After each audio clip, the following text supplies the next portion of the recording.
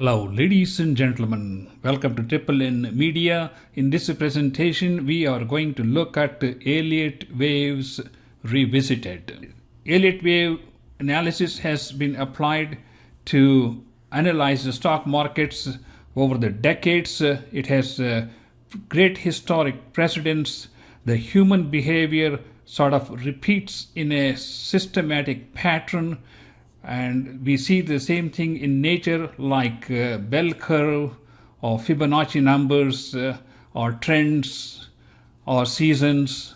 So let's focus on Elliott waves and see how it applies to the stock market and how it can help us to identify the change in direction of the stock market, the change in the trend, and also the magnitude of changes that you might anticipate based on the movement and also on Fibonacci numbers. So let's start off. The basic premises of the Elliott wave concept is that we have an impulsive wave, for example 1, followed by a corrective wave. So that's the basic concept. The first impulsive wave has 5 different segments. It has wave 1, which is an impulsive wave, followed by a zigzag correction, which is wave 2. Then we have the mega wave, which is wave 3, which is the most dominant wave among all the 3 waves in the impulsive category. Number 3 is followed by a zigzag correction, which is 4, and that is followed by the final push for the impulsive wave, namely wave 5.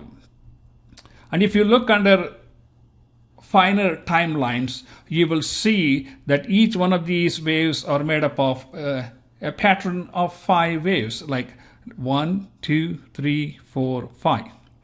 The impulsive waves can be monophasic, or the impulsive wave can have all the 5 segments. It could be a straight line. Sometimes you see when the stock drops tremendously and it just comes like a straight line up, and that may be the first wave of a new cycle. We have these 5 waves. There are characteristics for the impulsive waves and the corrective waves. The corrective waves are always referred to as A, B, C. It could be like a zigzag, or it could be like coming down and retracing.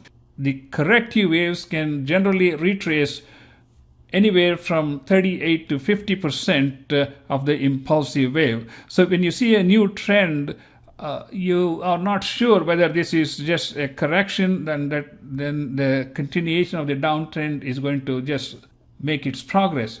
But on the other hand, if you see a corrective wave, and then you see that follow up with a more impressive impulsive wave, then we may be looking at a new trend. 3 is the biggest one. It is generally anywhere from 1.6 to 2.6, the magnitude of the wave 1. Number 3 is followed by another zigzag ABC correction wave, which can trace the third wave by as much as 38 to 50%. So this is like just a yo-yo. So there's nothing like just going straight up.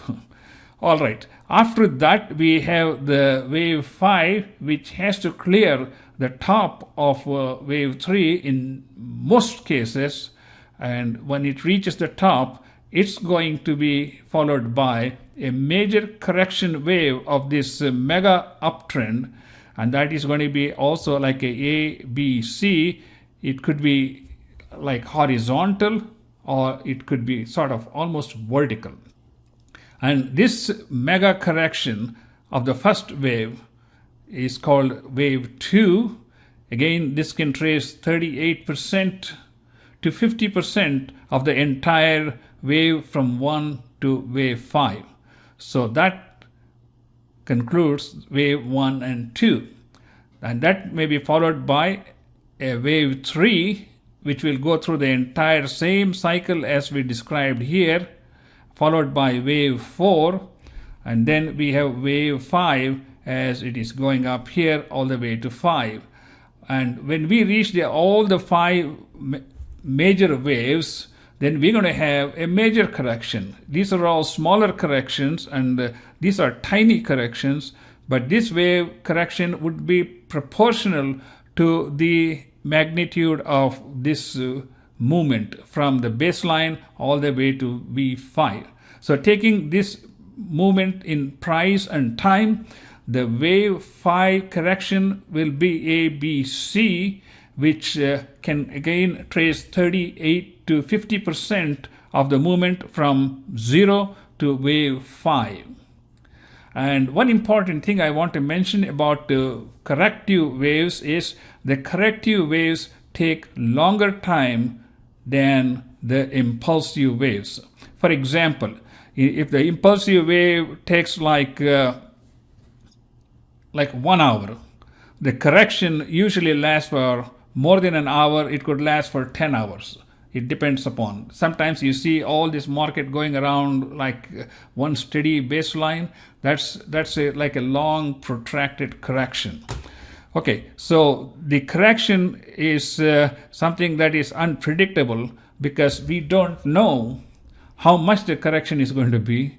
And number 2, we can't predict how long the correction is going to last. But generally speaking, the wave correction following wave 5 will last longer in duration for the time it took for the wave to go from 0 to wave 5. Like this time duration, it will be much longer than that. So you might bet on that. Number 2, as I said, the correction could be anywhere from 23 to 38 to 50 or 61, and these are all based on Fibonacci numbers. So this is in a nutshell how the waveform functions in a stock market. It doesn't matter whether you're in the United States, Asia, India, Japan, China, Africa, anywhere, they all follow. It's a human psychological response to something interesting, and that's how I would interpret it. Now let's take this and apply it to a real stock market. Okay, back in March 2020, we had a major correction, and it came and hit the bottom where the NASDAQ QQQ dropped to like $165. Let's assume this as our starting point of a new wave. All right. So the new wave, you see sort of going on steady with minor corrections. I talked about the minor corrections, and we see a little medium-sized correction here, and this is the major correction we have seen here. The question is, how do we label these as which one is wave 1, which one is wave 2, which one is wave 3? I guess it is all subjected to a lot of criteria, which is beyond the scope of this presentation. But as you can see, we had a pretty steady wave here. If you say this is wave 1 and this has to be wave 2, but as I said, it should have lasted longer than this wavelength, but in reality, it doesn't always stick to the rules. If this is wave 1, now we have wave 2, which is ABC. Then we have a new one starting 1, 2, maybe 3, 4, 5. Then if this is the correction for the third wave, it may come down, it will come down, come here, and it will go up here, and it will reach wave. So this is 4. Then we're going to hit 5. And when we hit 5, then we're going to see another correction, which can come down 38 to 50%. So we are going to be sort of in a corrective phase for some time. That is just a speculation. However, just like they say in stock market, you don't put all your eggs in one basket. So you don't totally rely on Elliott wave theory. It is helpful, Elliott wave theory, in terms of sort of when to get in and when to get out. But I would combine those things with, I don't think we need the volume. I would combine those things with the multiple other technical parameters, such as oscillators like RSI or slow stochastic. That's what I use. We use Bollinger Bands, and most professional people use the 50-day moving average and the 200-day moving averages. And this will help us to sort of fine-tune as what wave we are in and when we think the wave may change course. I hope this has been helpful to you. I don't want to make it too long.